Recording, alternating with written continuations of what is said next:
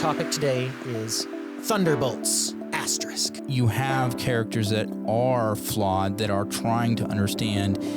They're relatable in that sense. There's a whole scene where they're like, Bob, who are you, Bob? And he's like, I don't know. I'm Bob. I don't know. What about Bob?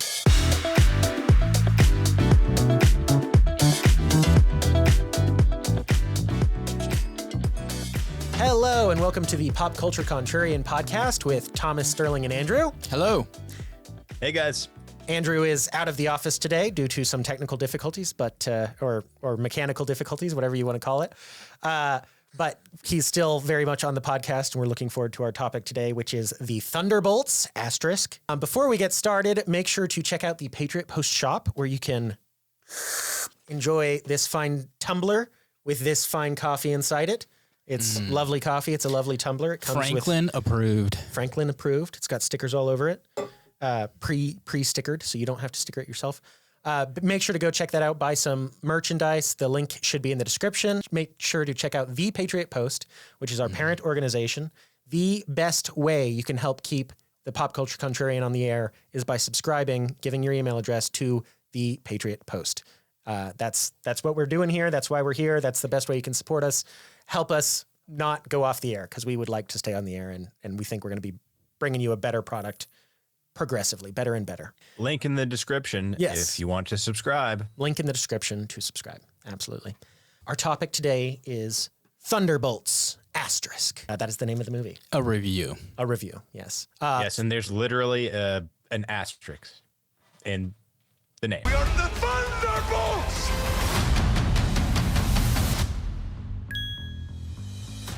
Yes.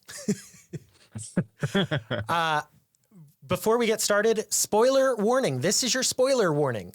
Don't listen further or watch further if you have not watched the movie and you don't want to be spoiled. This is your warning. Last chance. Spoiler warning. Turn away now. Ye be warned. Okay. All right. Let's just open. I haven't talked to either of you guys yet about what you thought about the movie. So just initial thoughts. What did you think when you were walking out of the theater? Thomas. I enjoyed it. I was entertained. To answer the gladiator question. Are you not entertained? Are you not entertained?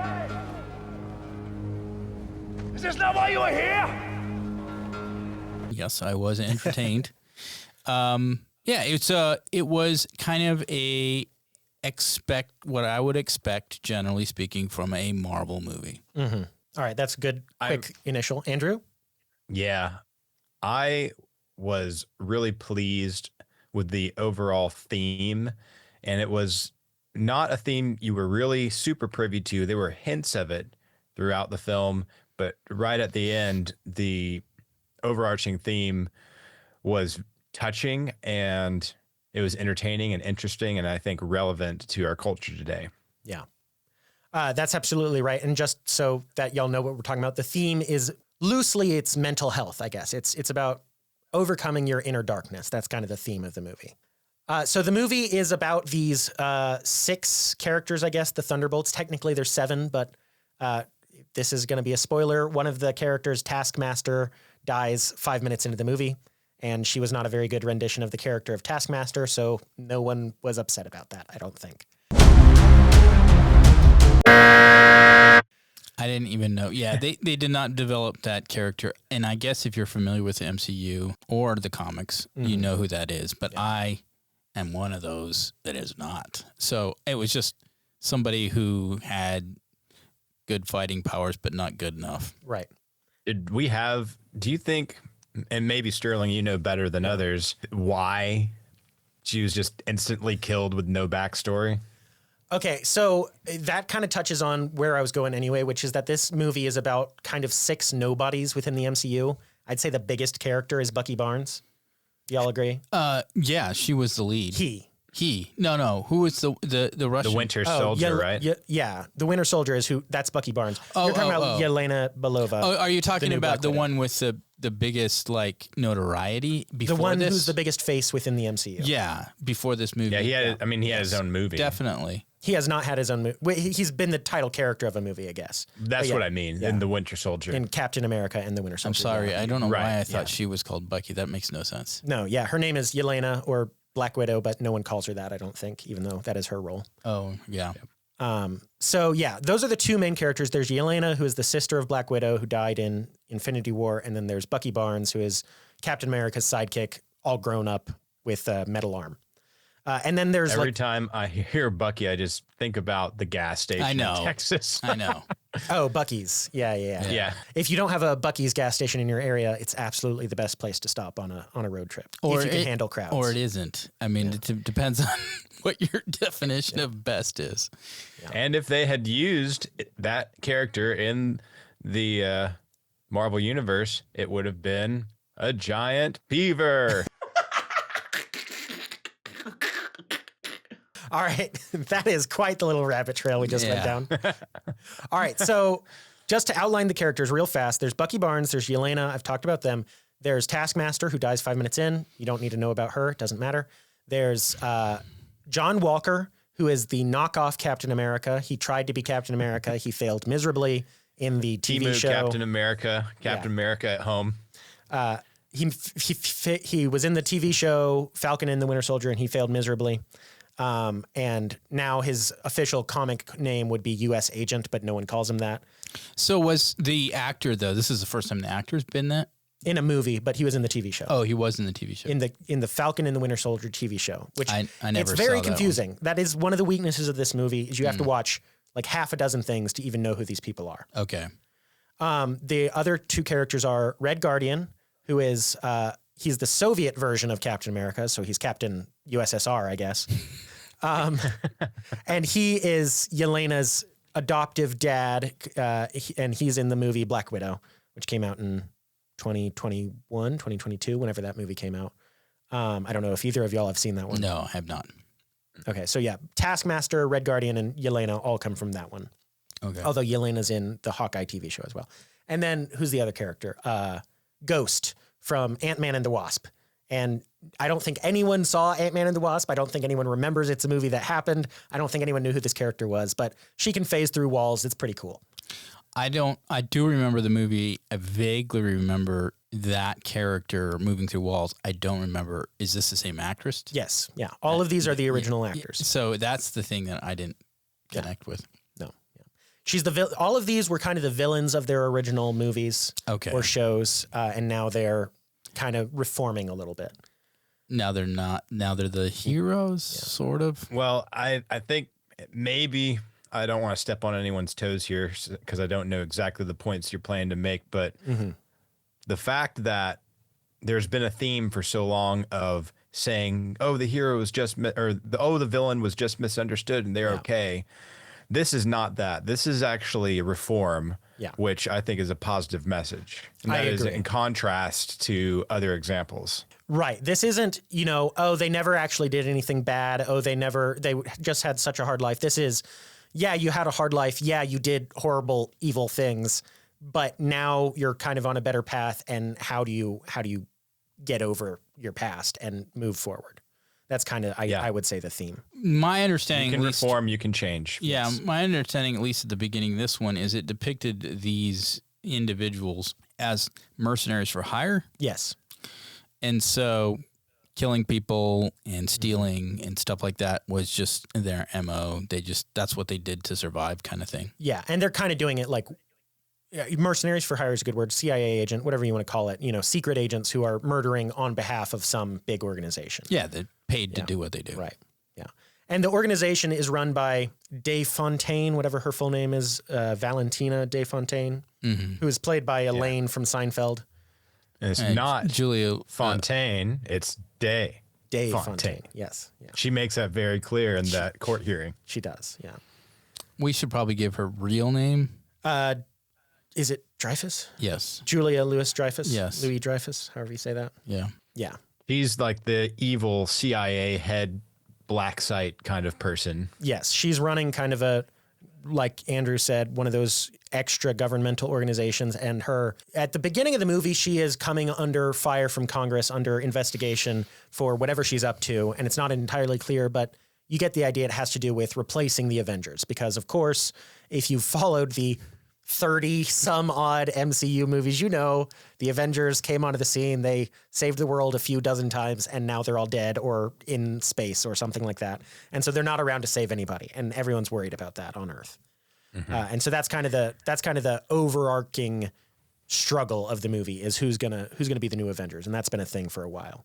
Some of that, just out of interest, I think is kind of meta commentary about the MCU series itself, because ever since Avengers Endgame, there has been no clear path. There's been no clear leader of the MCU. It used to be Iron Man or Captain America. Both of those characters are out of action now. So who do you have left? You have Thor, but his fourth movie, no one really liked it. So who's the new leader? They were going to have it be Black Panther, and then the actor died, Chadwick Boseman, rest in peace. And then they wanted to have it be Captain Marvel, and no one liked her. And then they want, you might make it Spider-Man, but there's all these legal troubles with Sony. So they've just been scrambling, trying to figure out what to do in Phase 4. And then this is actually the first movie of Phase 5. Yeah, I mean, is this going to be a big enough movie for them to build on as far as moving forward with more of a targeted approach to how they're going to develop the MCU now? That is the question. I don't know. I mean, it's not a bad movie by any means, but is it the movie to do it? I don't know. What I'm hoping, and my review will, my numbered review at the end will show this. What I'm hoping is that this is going to be a launching off point. It's established kind of a new beginning for the MCU. Everything before this doesn't really matter. You've watched this now. You know who these characters are. You don't have to watch all their shows. And now they're clearly setting it up to be a launching off point for the Fantastic Four movie that comes out in July. And then that's going to tie into, I guess, the next Avengers movie called, I can't remember the name, but there's going to be another Avengers movie.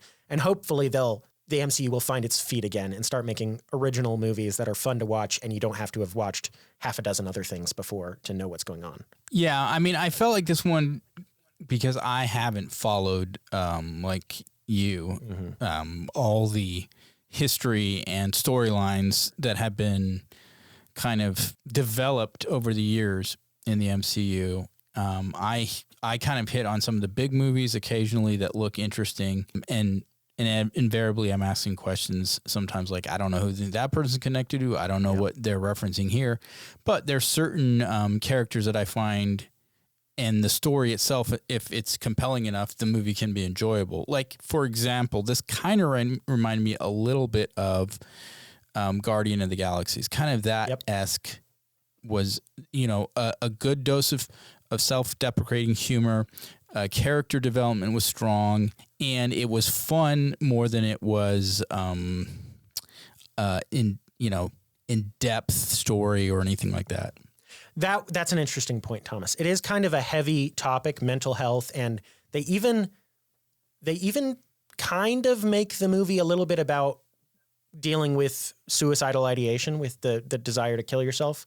They're not explicit about that, but that's kind of the clear implication, I would think, for a lot of the scenes. Well, there's a question of just why live. Right. I think that's one of the themes that, in one sense, every character in the movie faces to some degree. Right. Absolutely. And despite that, you might think, okay, well, that's going to be a pretty heavy, kind of sad movie probably. It's not. It's a pretty light movie. I'd say it's definitely more adult than a lot of MCU movies, but it's got lots of humor moments. It's got some great action sequences, I would say. And they don't dwell on any of the trauma too much to where you're like walking away like, man, that was a bummer. It doesn't bum you out. No, that's for sure. Question about the a little reference that I thought might have been political, Sterling. During the hearing, DeFontaine mentions a president turned into a red monster and destroying the city. Is that something that really happened, or what do you think about that? I didn't see that movie, but that's the movie that came out 2 or 3 months ago, Captain America, Brave New World. Features the Secretary of, what's his name? General Ross, who's like one of Hulk's big villains, and he's been in the MCU since The Incredible Hulk, and he's the guy who makes the Avengers sign the Sokovia Accords in Civil War. He appears a few times. They recast him because the original actor died as Harrison Ford. And Harrison Ford finally achieves General Ross's dream of getting the Hulk serum and becoming, instead of a green Hulk, a red Hulk. And yeah, so I did see So he that. was a president, though? Yeah, he was the president. Yeah. I did see that one, actually. Oh, you did? I did see it. And so that was a direct reference. There was questions whether or not was the Red Hulk meant to represent, Trump. That was floated at the time, I recall, when that movie came out. And there, if you wanted to stretch it that way, sure. But I really didn't. After watching that movie, I didn't really see that being what they were trying to push. Agreed. The other thing in that hearing, Andrew, is she says this is a partisan, mission to blah, blah, blah, blah, blah. And partisan means, one side of the political aisle, left or right. And Sure. it doesn't say which, but I'm not worried by politics in the MCU. It's such a different world, right? Like whatever their politics were going into 2012, then aliens invaded New York City. So if we think aliens invaded New York City 13 years ago in our timeline, our politics are going to be nothing like what they are today. It kind of reminded me a little bit of the way they would deal with politics from the X-Men movies, where the concern was about the nature of whether or not you should have mutants and to what degree mutants should be free within society. And that was kind of like the delineation of the two political parties. It's not the same necessarily with this, but there is kind of it's not, they're not trying to pose it as the two parties being Republican or Democrat. Or maybe they are, but they don't tell you who is what party, so it doesn't matter. It's not clear either way. They're just using your classic government scenarios, like before a congressional hearing and stuff like this, and dragging and so in that sense, people can read all kinds of stuff into it. I don't think they were trying to say anything one way or another about the current political state. Yeah, I agree. Okay. Well, and then additionally, it is a film about reform. And even if there was any political comment in the past, like particularly some of the more woke films, like we've seen that were rejected by the public, this does represent, okay, we're kind of trying to turn over a new leaf here. Yeah, It does feel that way. Yeah, from what I was reading a little bit on the backstory of this being developed and written, and this would have been right during the middle of the Biden administration, actually, that they wrote the script and developed it and everything, which makes sense. It takes time to make a movie. Yeah. And so any kind of recent events within the last 6 months, let's say, there would be absolutely no commentary really that this movie would have anything to do with. Yeah. Right. Okay. Fair point. In that case, it's just a interesting coincidence. I think it should be viewed as like y'all have both said, I think just it's a return to form of politics exist because you have to have some kind of government structure sometimes in your story. And that's what it's for. It's not about trying to tell people they're wrong in real life for who they voted for.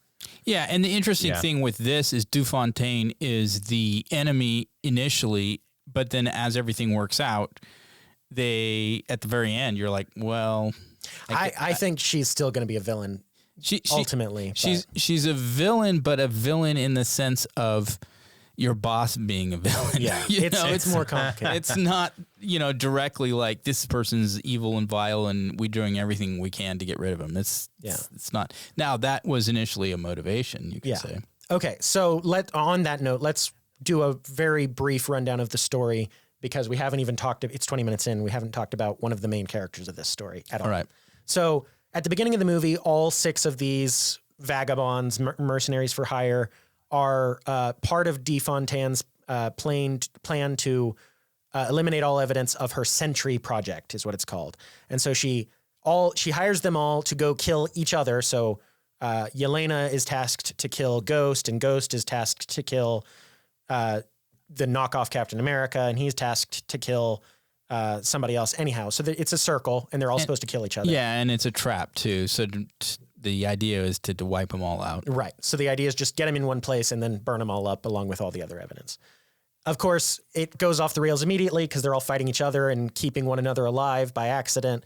And they accidentally wake up this guy who was allegedly dead and part of the evidence that was to be destroyed on a hospital bench, a hospital gurney, I guess. And he wakes up and they're like, who the heck are you? And he's like, I'm Bob. And there's a whole scene where they're like, Bob, who are you, Bob? And he's like, I don't know. I'm Bob. I don't know. What about Bob? Yeah. But it reminds me of my favorite poem, which is roses are red, violets are blue. I'm a schizophrenic, and so am I. Another good movie. Yeah. And there's kind of a mystery around Bob because like everyone else, you know who they are. And Bob just showed up suddenly. And anyhow, they finally escape from this facility where they're trying to be killed. And there's a whole big action sequence for them getting out because by then there's all sorts of military guys outside waiting to kill them. And Bob reveals that he, in fact, has some pretty crazy superpowers. First he's bulletproof. They shoot him up and it doesn't do anything. He flies into the air and then he crashes down and explodes. Or he creates a giant crater. Well, but Yeah, he's if you can't account for that Superman-esque. with just weight and speed. You have to have, like, they even call it an explosion. I think Ghost calls it an explosion. I don't think he blew apart. That's my thing. Well, I think, he I could think the mimic impact that. created the explosion. Well, but whatever. I thought about this, Thomas. Okay. Because of his powers that I'll get to in a second. Okay. He could do that. He could cause the explosion. And he is described as having the power of 1,000 exploding suns. So, explosion is one of his things, or at least the appearance of explosion. Anyhow, he goes through and starts learning about his powers. He has amnesia and he has this kind of dark side. Whenever anyone touches him, they see their worst event in their past. And the movie gets to the point where Sentry, Bob, is named Sentry. That's his superhero name. And he's in this big yellow suit and he's got basically all the powers of Superman. He can fly. He's super fast. He's super strong. But he's also got telekinesis and he can just like grab a table and chuck it at somebody with his mind. And so that's what the explosion thing is. He's just pushing out, what I assumed. Of course, he immediately turns on DeFontaine, who was trying to control him because he's like, I've got the powers of a god. Why do I have to listen to you? And she tries to kill him. And he comes back as Void because he can't be killed. And Void starts destroying New York City, basically, turning it all into smoke. And he starts voiding everything. right. That's the way I would describe it. Just people just slowly turned into And it shadows. seems to throw these people into this upside down series of rooms that are their worst memories. Yes. Yeah. And so it's dealing with your trauma literally in the most literal sense because you're faced with it again and again and again until you can get through it. So anyhow, eventually they all go into the void and as a team, they have to all encourage Bob first to fight back against the void, which is his alter ego.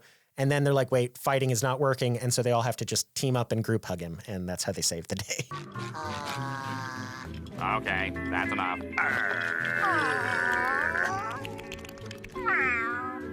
Could we please stop this? Yep. But through this process, they become a team because these were all complete loners at the beginning. And then by the end, they're all hugging each other and they're a team and they're fighting and protecting people as a team. And that is one thing I really liked about this movie is you see the Thunderbolts saving random civilians on the street.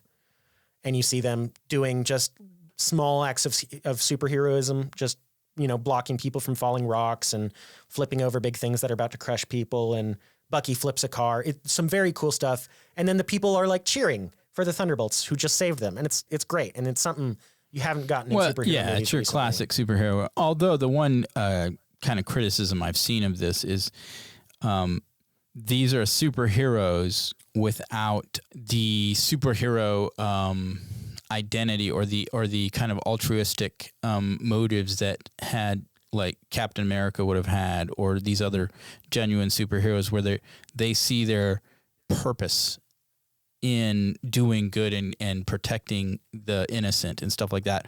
Whereas these superheroes, I would accept Bucky, but otherwise keep making your point.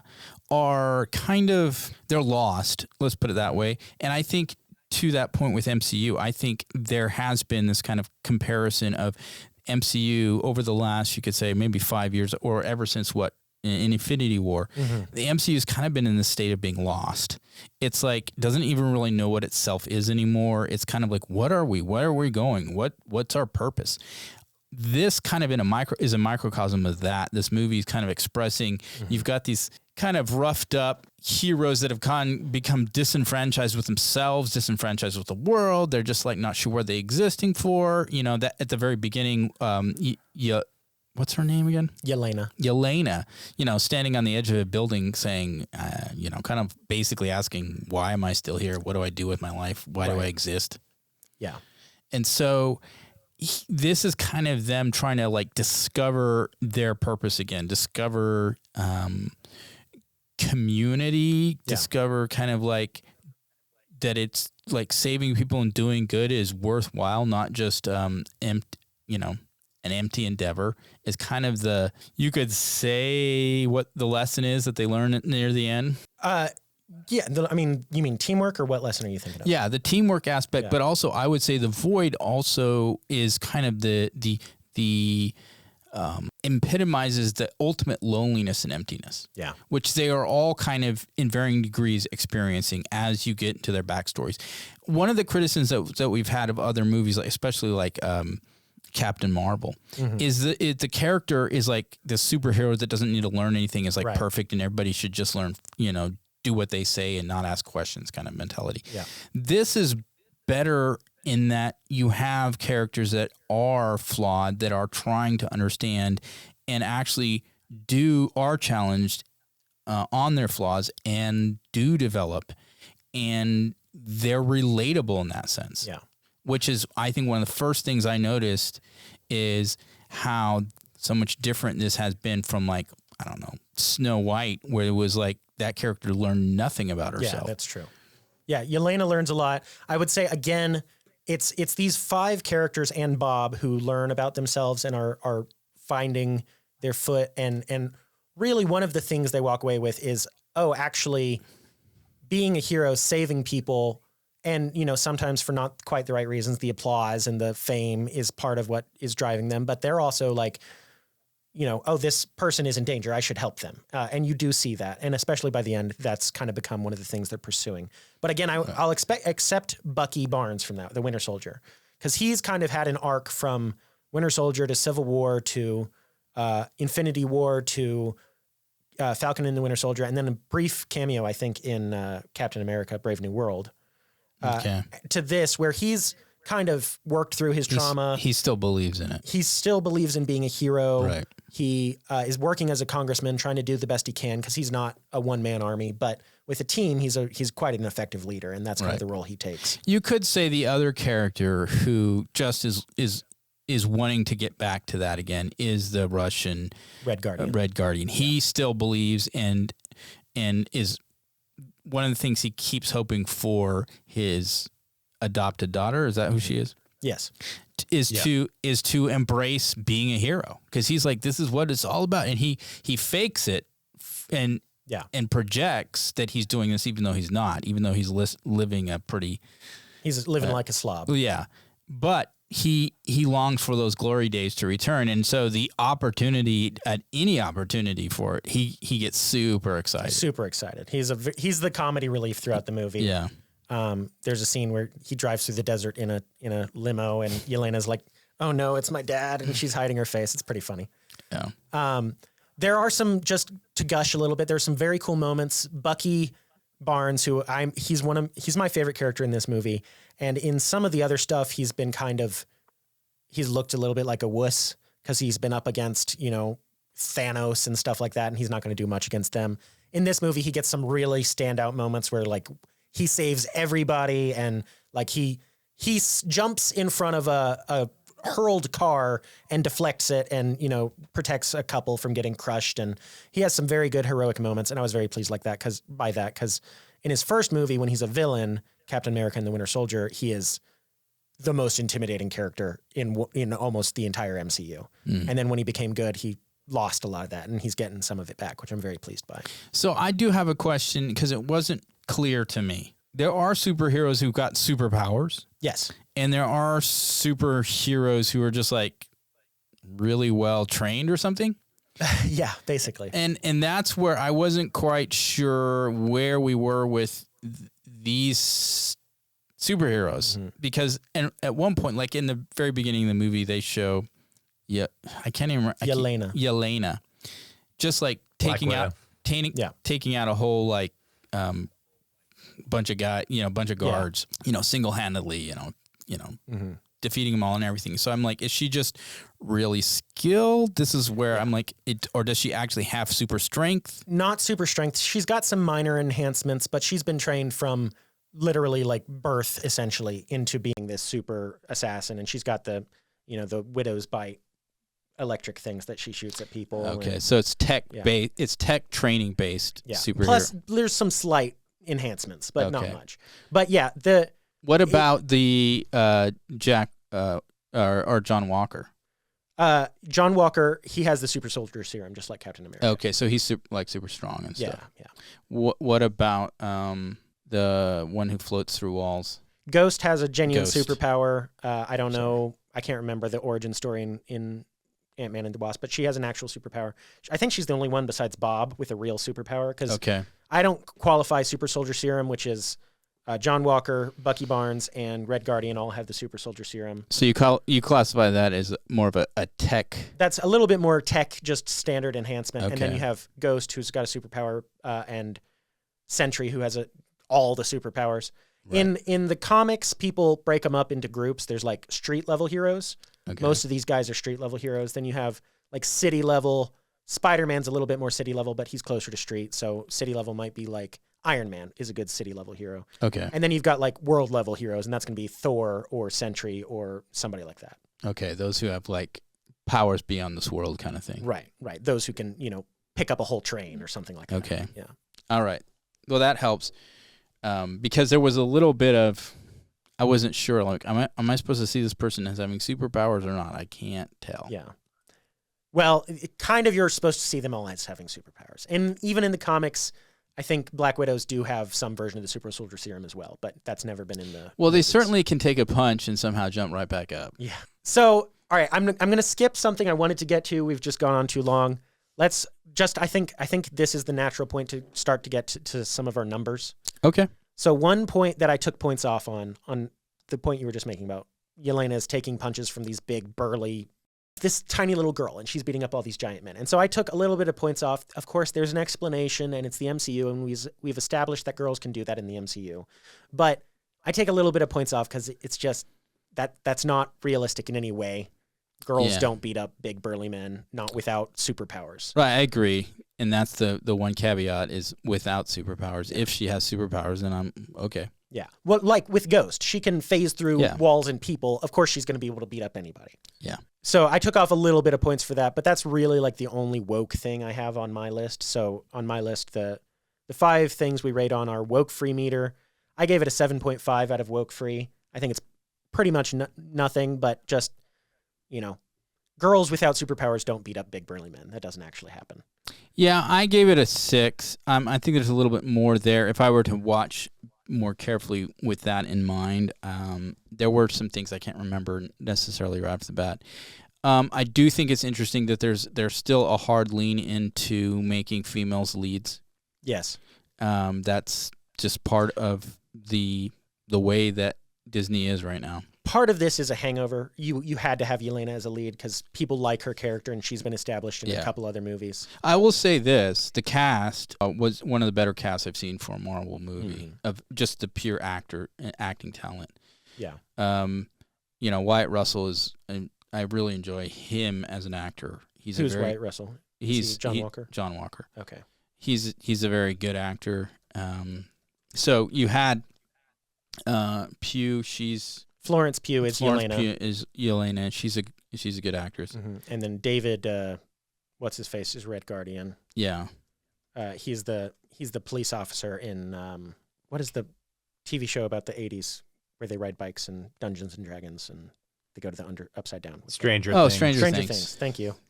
He's played by David Harbour. Yeah. And he's great. Bucky Barnes is Sebastian Stan. He's been having some more success recently. So yeah. I'd say it's a pretty good cast. I mean, yeah, Julia Louis-Dreyfus she's a well-recognized and talented actress. So the cast was good. The pacing was really good. Mm-hmm. I didn't feel like this was one of those movies where suddenly you're like, yawn, tell me when this scene's over. No, I agree, because it opens with a pretty intense action sequence. The next whole bunch of the movie is action. Then there's the escape action sequence where Bucky comes and saves them. Then there's a little bit of a lull. And then you get like the big final action sequence that lasts the rest of the movie. I will put it this way too. It's not overaction. I have a tendency to get almost like bored when it's just too much, what I would call overaction, too much fighting, too much focus on like all these moves and everything to the point you're getting lost seeing like, wait, who threw what? Who, this I felt like had just the right amount and what didn't go over the top with it, and it allowed for the story to develop and the plot to develop so the characters could develop in a way in which you could kind of follow and appreciate rather than, okay, we just got to fill up a spot till we get to the next action sequence. Right. I did not feel like that was happening with this movie. So that kind of, we got on to the next points, but we haven't, Andrew, why don't you chime in? What was your woke rating? Yeah, I was about to ask, man, we're just like going through the list in different areas and everywhere.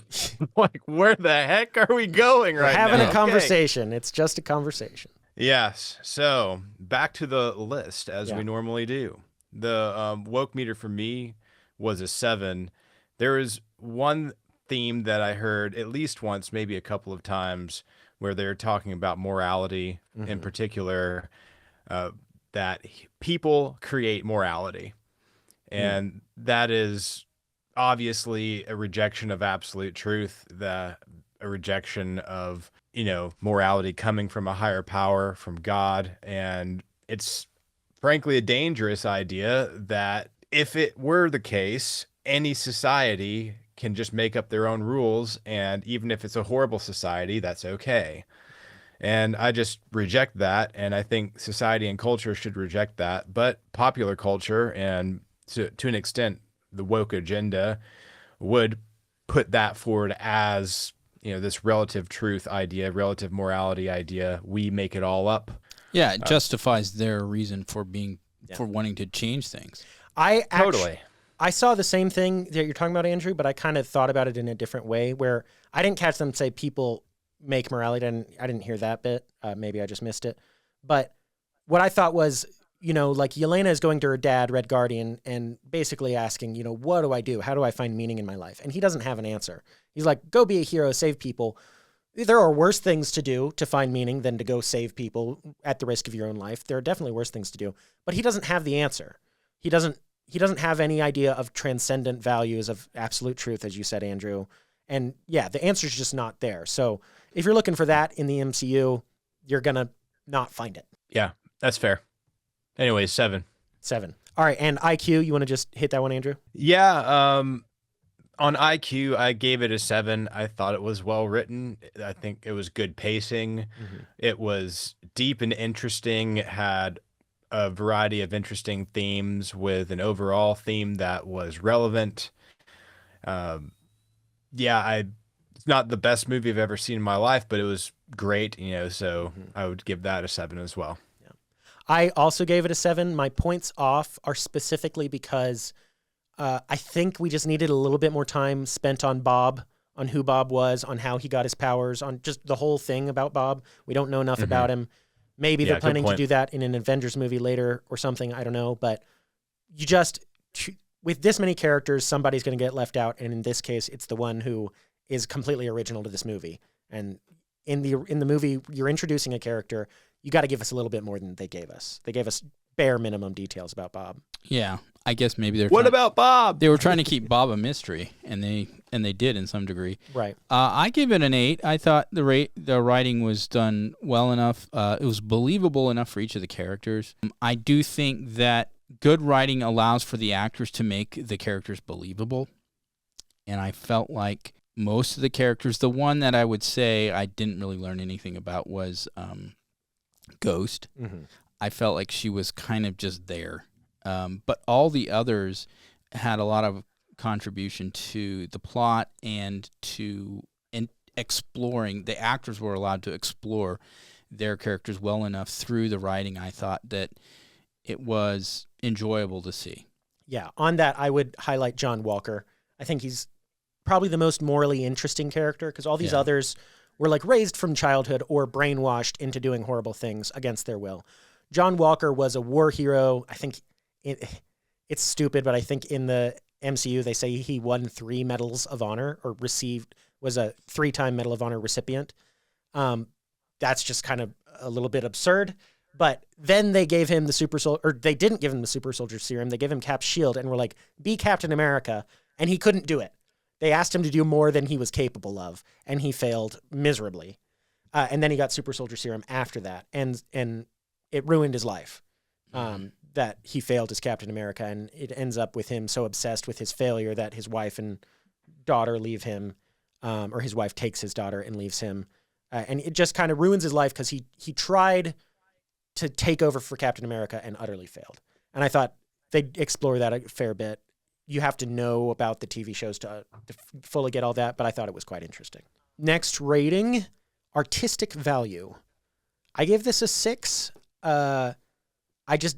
There's cool scenes when Void is turning all of New York City to black shadow. That's cool to look at and stuff. But most of the movie, everyone's all beat up and grimy. And granted, that's a decision.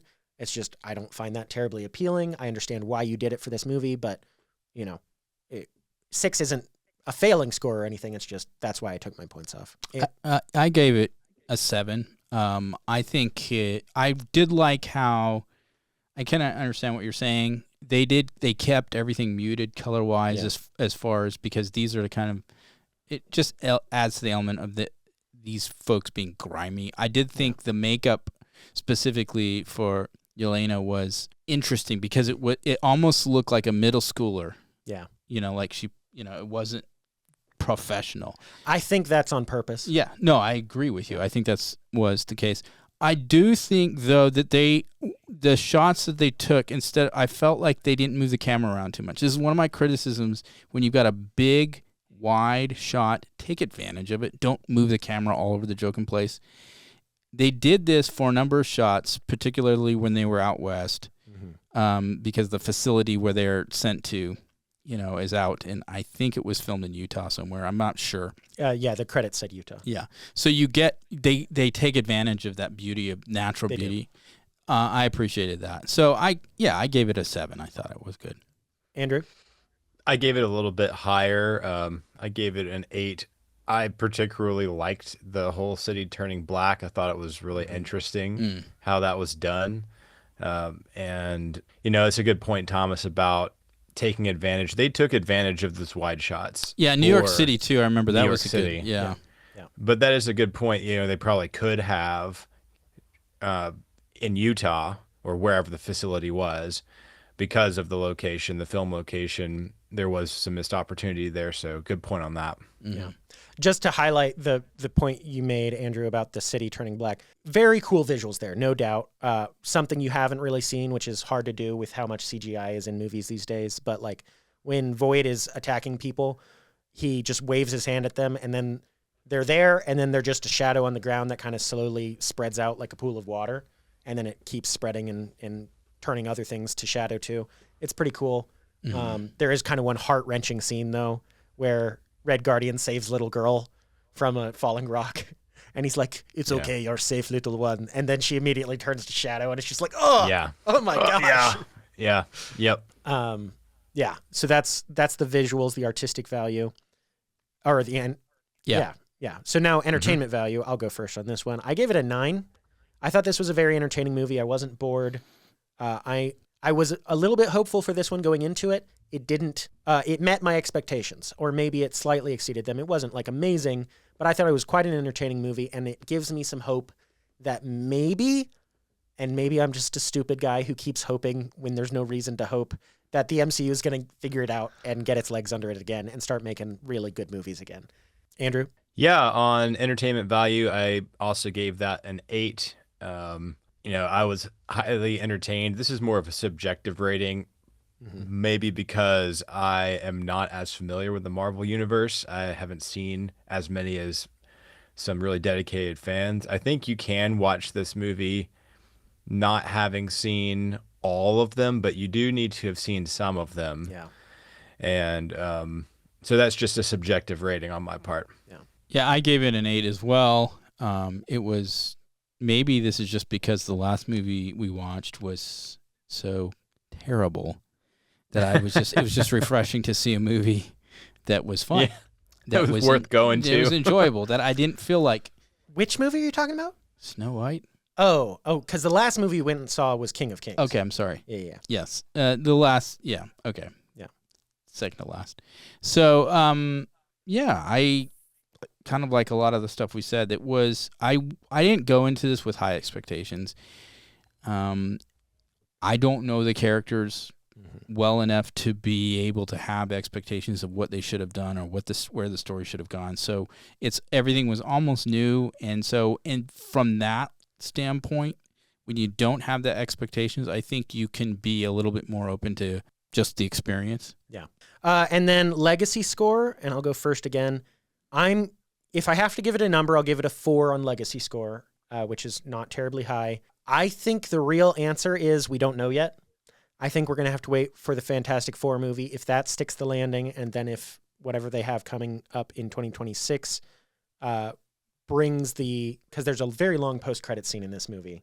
Mm-hmm. And that's something we haven't actually touched on. They rebrand at the very end of the movie. If you watch the credits, it's the Thunderbolts all along, and they make jokes about that because it's the name of Yelena's childhood baseball team.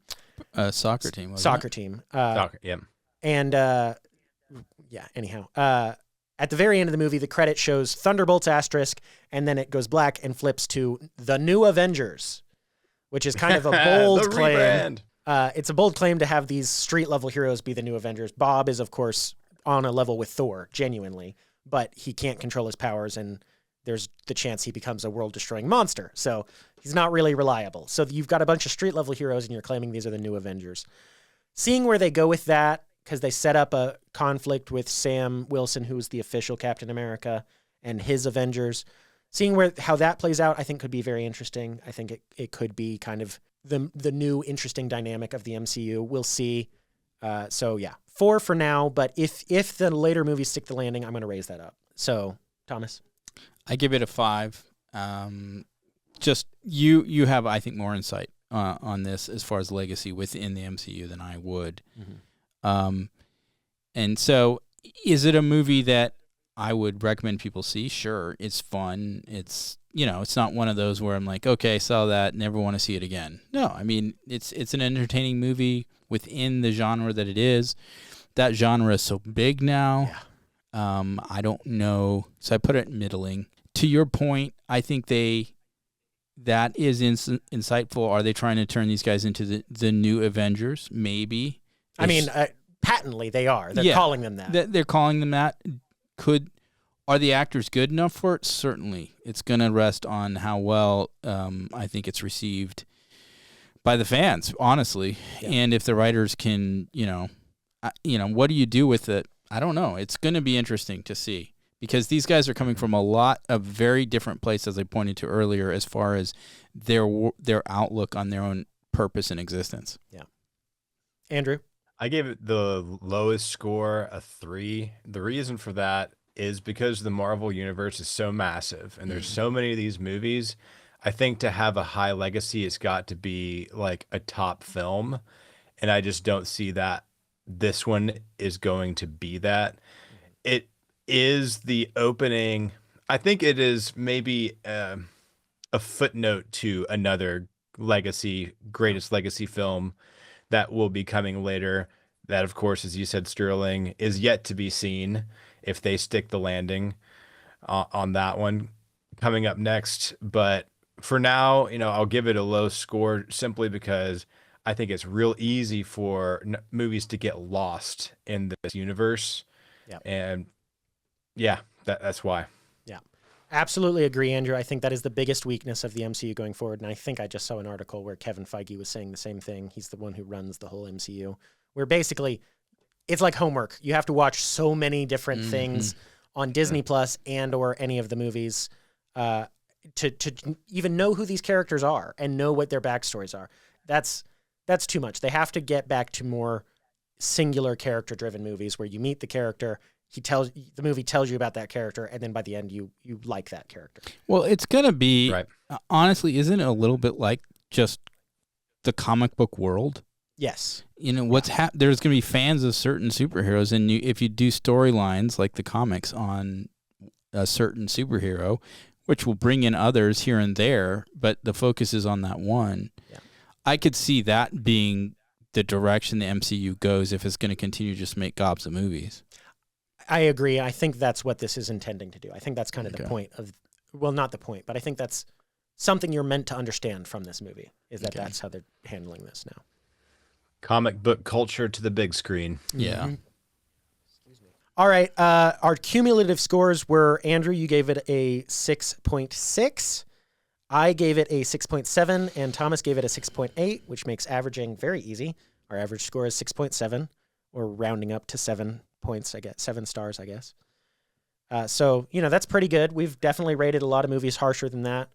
What was our Snow White rating? 2 points, I think, if we round it up.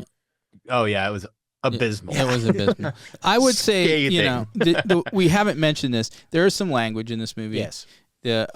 And so That's a good point. it is like it's they not take the Lord's name in vain a ton. They do. They do. So this is a movie for, older teenagers and the theme of, like you hit upon, kind of the theme of unaliving yourself is there, although it's not dug into too deeply, but it's certainly hit upon. Yeah. The message is, of course, don't do it. Yeah. It is find a community, Right. learn to push back the darkness alongside other people. And that is as good as you're going to get from the MCU. Of course, there's better messages if you're asking a Christian, but, these people who make these movies aren't really Christians. So I'll take what I can get. This has been the Pop Culture Contrarian podcast with Thomas, Sterling, and Andrew. We are brought to you by the Patriot Post, which is the oldest conservative news digest on the web. It's right and it's free. Be sure to like and subscribe. And just remember, subscribing to the Patriot Post is the way to support us here at the Pop Culture Contrarian. So please, please do hit the bell on YouTube so you know when we upload a new video, and leave us some comments. I think I'm going to lobby for us to watch all of the Andor show, because Watcher has said we should do that because he knows I don't like Star Wars, but I should give an Andor a chance. So I'm saying we should try that. I'm not going to be nice, but I think we should do it. All right. I think that's all for today. We'll see you next week. Bye. Bye. See you guys.